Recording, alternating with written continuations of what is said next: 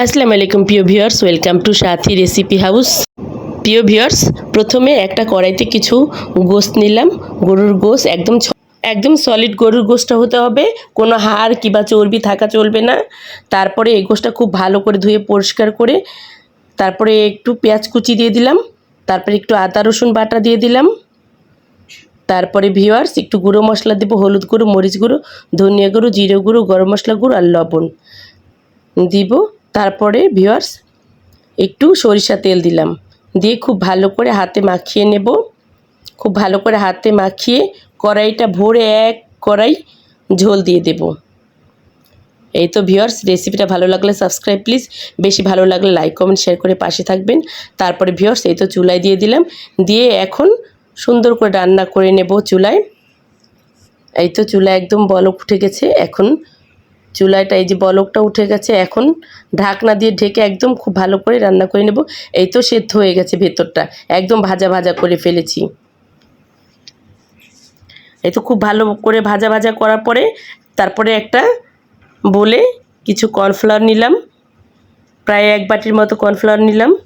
তারপরে আবার একটু গুঁড়ো মশলা দেবো, হলুদ গুঁড়ো, মরিচ গুঁড়ো, ধনিয়া গুঁড়ো, জিরে গুঁড়ো, গরম মশলা গুঁড়ো আর লবণ দিব। তারপর একটু চিলি ফ্লেক্সটা একটু বেশি দেব, এই গোশতটা একটু ঝাল টাইপের হয়। এই তো চিলি ফ্লেক্স দিয়ে তারপরে খুব ভালো করে মিশিয়ে নিলাম। তারপর একটু লেবু রস দিয়ে দিলাম, দিয়ে খুব ভালো করে হাত দিয়ে ভালো করে মিশিয়ে নেব। খুব ভালো করে হাত দিয়ে মিশিয়ে ভিউয়ার্স, তারপরে এই তো ভিউয়ার্স রেসিপিটা খুবই একটা মজাদার এবং অনেক টেস্টি। তারপরে এই তো গোছগুলো দিলাম, দিয়ে খুব ভালো করে গোছের গায়ে এইটা ভালো করে মাখিয়ে নেব, খুব ভালো করে একদম ভালো করে এভাবে মাখিয়ে নেব।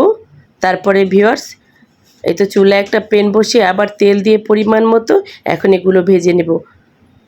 এইভাবে একটা খেয়ে দেখবেন আপনারাও, এটা বটি কাবাব খুবই ভালো লাগবে। যে কোনো জিনিস দিয়ে, রুটি দিয়ে, ভাত দিয়ে, সাদা ভাত দিয়ে, পোলাও দিয়ে খেলে ভালোই লাগবে।